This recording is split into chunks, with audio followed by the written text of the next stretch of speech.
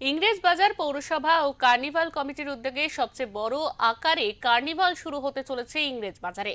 Shri carnival নিয়েই শুরু হয়েছে বিজেপির তৃণমূল চর্চা।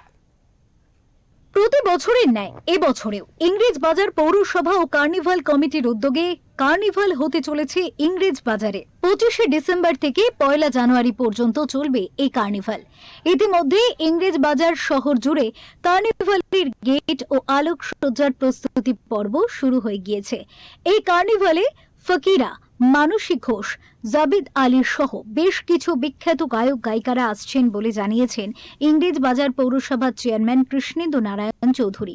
এটা মেগা কার্নিভাল হয় এবং সেই কার্নিভালে বম্বে এবং রাজ্যের আছে, যেমন 25 তারিখ সনমাল আলী আসছেন, অরুণিতা কাঞ্জিলাল আসছেন 26 তারিখে, 27 তারিখে হচ্ছে মানসী ঘোষ যে এবার ফার্স্ট হয়েছে, ফকিরা আসছে 28 তারিখে, 29 তারিখে হচ্ছে নাকাস আজিজ, আর সিনোজিৎ দাস 30 তারিখে, 31 তারিখে হচ্ছে আলবান কাব্য, আর 1 জানুয়ারি আসছে জাবেদ আলী।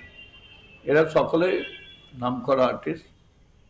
আমরা এই জন্যে করি যে বর্ষবরণ মানে ইংরেজি বর্ষবরণটাকে সামনে রেখে এটা ফেস্টিভ মুড যাচ্ছে, সবাই হইচই করে কাটাবে।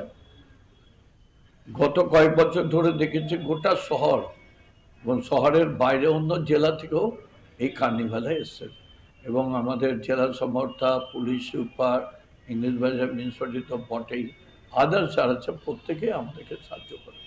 পুরসভার পক্ষ থেকে দেওয়া আর্থিক সাহায্য কতটা করা হচ্ছে?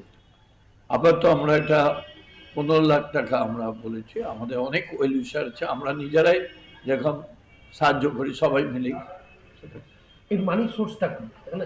এত বাজেট, এত বড় আর্টিস্টের বিশাল আমরা বাজেট, সবাই মিলেই দিই, সবাই মিলে আমরা এটাকে হেল্প করি।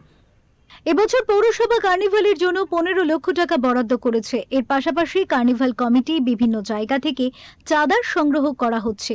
এই চাঁদা বাবদ ব্যবসায়ী, কন্ট্রাক্টর ও প্রমোটারদের কাছ থেকে নেওয়া হচ্ছে মোটা অঙ্কের টাকা, যা নিয়ে শুরু হয় বিবাদ। তারা এই বিষয়ে অভিযোগ করে মালদা মার্চেন্ট চেম্বার অফ কমার্সের সভাপতি জয়ন্ত কুণ্ডুর কাছে।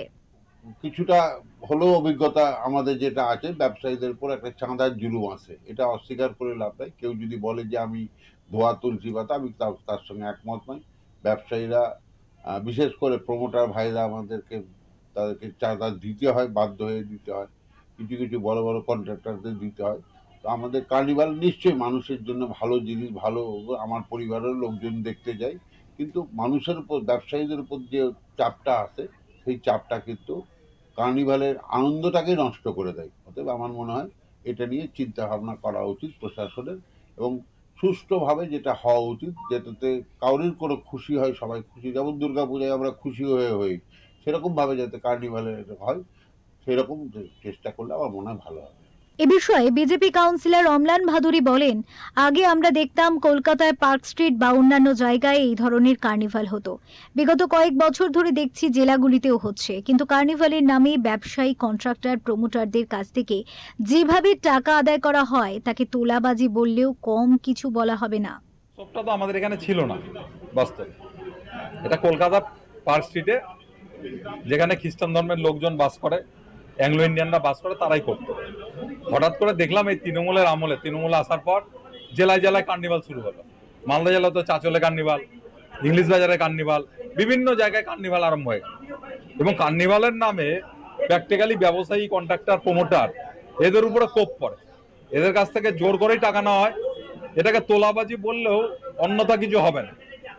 এইটা অবশ্যই বন্ধ হওয়া দরকার। অম্লান ভাদুরীর মন্তব্যের প্রতিবাদ করে কৃষ্ণেন্দু নারায়ণ চৌধুরী বলেন, মানুষ আনন্দ করবে, তাতেও অসুবিধা বিজেপির। মালদা থেকে প্রশান্ত কুমার দাসের রিপোর্ট, ওঙ্কার বাংলা।